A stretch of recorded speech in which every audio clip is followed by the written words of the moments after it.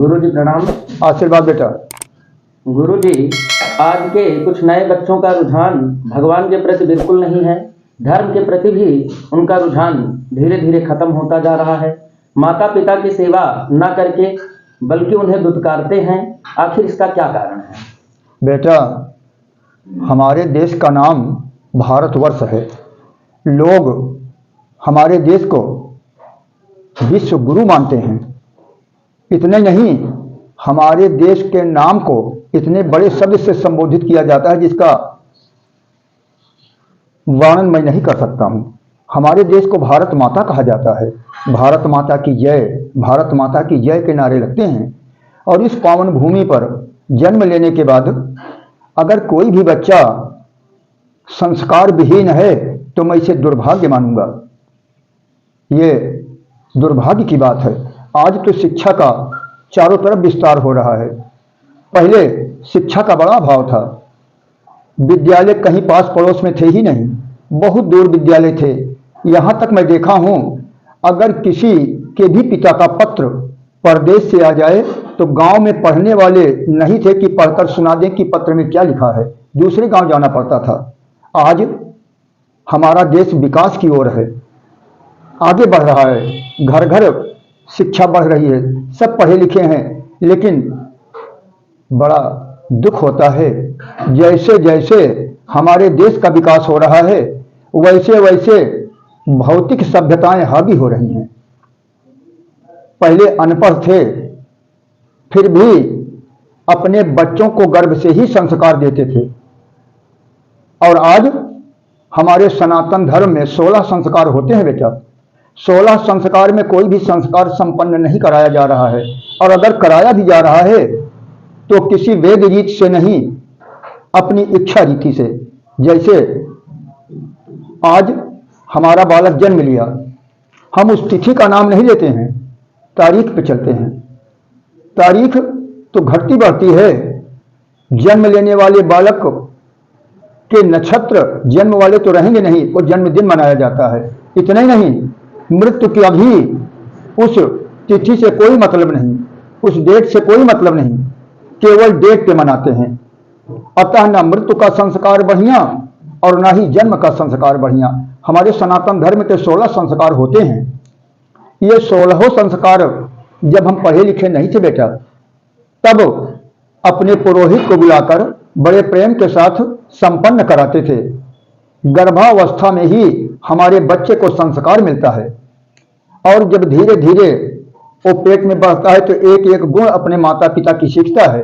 जो माता पिता करते हैं उन पर अमल करता है, उसे अपने जीवन में उतारता है। देखो ना बेटा, महाराजा परीक्षित को देखो। परीक्षित महाराज जब गर्भ में थे, भगवान कृष्ण लघु रूप बनाकर गर्भ में जाकर इनकी रक्षा किए। और वो लड़के का नाम परीक्षित पड़ा। हमेशा उनके निगाह में भगवान ही रहते थे। इतने ही नहीं, और देखो, भक्त प्रहलाद एक राक्षस का यानी हिरण्यकश्यप का बेटा था। माता कयाधु थी, लेकिन गर्भ से संस्कार पाने के कारण वो परम भक्त बना। नारद जी महाराज अपने आश्रम में कयाधु को प्रभु के पावन नाम की महिमा बताए। वो बालक गर्भ में ही प्रभु नाम को अपने जीवन में धारण किया और अपना स्वयं उद्धार करते हुए एक महाअधम राक्षस का यानी अपने पिता का भी उद्धार किया। और भगवान को अपना स्वरूप त्याग कर अपने भक्त की रक्षा के लिए, अपने नाम को जपने वाले की रक्षा के लिए खंभे से प्रकट होना पड़ा। एक एक बातें हमारे सनातन धर्म की सोचनीय हैं। हिरण्यकश्यप को वरदान था, तू न दिन में मरेगा न रात में मरेगा, न अंदर मरेगा न बाहर मरेगा, न अस्त्र से मरेगा न शस्त्र से मरेगा, न देव से मरेगा न दानव से मरेगा या मानव से मरेगा, तू किसी से नहीं मरेगा। और इतने नहीं, ब्रह्मा के द्वारा रचित 12 महीना जो है इनमें भी नहीं मरेगा, तो भला वो कहां मरेगा। लेकिन प्रभु के नाम में वो ताकत है कि प्रभु को 12 महीना छोड़कर 13वां महीना बनाना पड़ा। अपने देवत्व स्वरूप का त्याग कर एक अलग से अनोखा रूप धारण करना पड़ा। दिन और रात के बजाय गोधूली बेला में प्रकट होना पड़ा। अस्त्र शस्त्र के बजाय अपने नाखूनों को ही शस्त्र बनाना पड़ा। देव दानव मानव का रूप त्याग कर नरसिंह भगवान का रूप धारण करना पड़ा। यह है नाम की महिमा और यह है गर्भ के अंदर का संस्कार। इतने नहीं बेटा, आज हम लोग बड़ी गलती करते हैं। गर्भावस्था में अपनी पत्नी को नाना प्रकार की भ्रांति की बात बताते हैं, नाना प्रकार के लोभ लालच मोह क्रोध की बातें बताते हैं। वो बच्चा गर्भ से ही लोभ लालच मोह में पड़ जाता है। ये नहीं करना चाहिए। गौर करो, अर्जुन ने चक्रव्यूह तोड़ने की कला अपनी पत्नी द्रौपदी को सुनाए। गर्भ में पलने वाला अभिमन्यु गर्भ में ही सीख गया चक्रव्यूह तोड़ने की कला। लेकिन 7वें द्वार का नंबर जब आया तो द्रौपदी जी सो गई। उनके सो जाने पर अर्जुन कथा बंद कर दिए। अगर वही जागती रहती तो नन्हा सा बालक अभिमन्यु सब बड़े बड़े महारथियों को पराजय कर विजय प्राप्त कर लेता। यह है संस्कार का नियम। संस्कार होना चाहिए। 16 संस्कार अनिवार्य हैं आज भी। जिनके घर में ये 16 संस्कार संपन्न होते हैं उनका बच्चा अच्छा पढ़ता है, लिखता है, माता पिता का सेवक होता है, देश का रक्षक होता है, अपना तो स्वयं नाम करता है, पढ़ लिख कर अच्छे ऊंचे ओहदे पर जाकर अपने माता पिता का नाम करता है, देश का नाम करता है, परिवार का नाम करता है। और जिनके संस्कार संपन्न नहीं होते हैं उनका बच्चा माता पिता का द्रोही बन जाता है, उनकी सेवा नहीं करता। माता पिता जन्म देते हैं बच्चे को कि मेरे वृद्धावस्था में यही बालक मेरी सेवा करेगा, लेकिन वही बालक संस्कारहीन होने के कारण सेवा ना करके माता पिता को दुत्कारते हैं, अपना नाम खराब करते हैं, कुमार्गामी बन जाते हैं, अपने गांव का नाम खराब करते हैं, जिला का, प्रदेश का और अपने धर्म का नाम खराब करते हैं। मैं निवेदन करूंगा अपने समस्त भक्तजनों से, हम आर्यावर्त के भूखंड पर निवास कर रहे हैं। यहां सनातन धर्म का पहले भी बोलबाला था, आज भी बोलबाला है और इस भूमि पर ही भगवान एक नहीं अनेक बार जन्म लिए हैं। तो ऐसे भूमि पर जन्म लेने के बाद आप सब वही कार्य करें जो हमारा वेद कहता है। अरे सोचो भाई, जब अनपढ़ थे, गंवार थे, तब तो आप संस्कार संपन्न कराए। आपका बच्चा बुढ़ाई में आपकी सेवा किया। श्रवण कुमार को देखो, यानी अपना इतिहास देखते जाओ, जहां भी देखोगे संस्कार विहीन हमारे यहां का कोई बच्चा नहीं हुआ।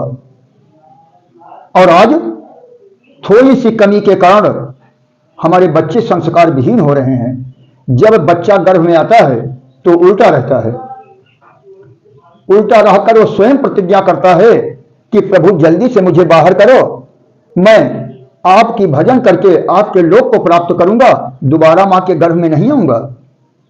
लेकिन हम पेट के अंदर उस बच्चे को नाना प्रकार की कुरीतियां की बातें सुनाकर अपनी पत्नी को उस बच्चे का संस्कार गर्भ से ही खराब करते हैं। ऐसा न करें। गर्भावस्था में सुंदर सुंदर बातें, प्रभु की भक्ति की बातें, जब पूजा करो तो साथ में पत्नी को लेके करो कि वो भी पूजा करे और गर्भ वाला बच्चा संस्कारवान हो, भगवान से प्रेम हो। माता पिता की स्वयं सेवा करो जिससे गर्भ का बच्चा माता पिता का सेवक हो। देशभक्ति की बात करो जिससे गर्भ में पलने वाला बच्चा देशभक्त हो। बढ़िया पढ़ाई लिखाई ज्ञान की बात करो कि बच्चा ज्ञान वाला हो। अगर ऐसा करते हो तो मैं अगले अंक से 16 संस्कार की कथा बताऊंगा साल्ट में। किसी भी खर्च का काम नहीं है, बिना खर्च के 16 संस्कार आप स्वयं अपने घर में गर्भ धारण करने के पहले से प्रारंभ करें, जो मृत्यु तक के संस्कार होते हैं। मैं बड़ी बात तो नहीं कह रहा हूं। आज इसी के लिए हमारे साधु समाज के तथा हमारी विद्युत समाज रात दिन लगी है कि हमारे देश के बालक संस्कारवान हो, सनातन धर्म का प्रेम हो, देशभक्ति का प्रेम हो, माता पिता की भक्ति का प्रेम हो, जिससे हमारे देश का नाम हो। आज हमारा यह देश विश्व गुरु है, रूप के लिए नहीं, अपने सनातन धर्म के लिए। आप भी प्रतिज्ञा करें। अगले अंक से मैं जो बताऊंगा वो आप करेंगे। सब कोई गर्भावस्था में अपनी पत्नी को ऐसा संस्कार दो, ऐसी बातें सुनाओ, ऐसे प्रेम की बातें सुनाओ जो देश प्रेम से लिप्त में, जो माता पिता के प्रेम में लिप्त हो। जो अपनों से बड़े के सम्मान में लिप्त हो, जिससे बच्चा ज्ञान वाला बने, संस्कारवान बने। अगले अंक में हर हफ्ता ये वीडियो जाता है, हम गर्भाधान तथा पुंसवन संस्कार के बारे में बताएंगे। ये दोनों संस्कार, इसके बाद दो दो संस्कार या तीन तीन संस्कार प्रत्येक अंक में बताते रहेंगे हर हफ्ते आपको, जिससे आने वाली पीढ़ी हमारी देवी देवताओं के प्रेम में ओतप्रोत हो जाए, माता पिता की सेवा के लिए दृढ़ संकल्पित हो जाए, अपने से बड़ों के सम्मान के लिए सदा समर्पित रहे तथा देशभक्ति का एक जलवा उसके अंदर छा जाए कि अपने देश के लिए मैं मरूंगा और मिटूंगा। ऐसा भाव बनाना बहुत जरूरी है।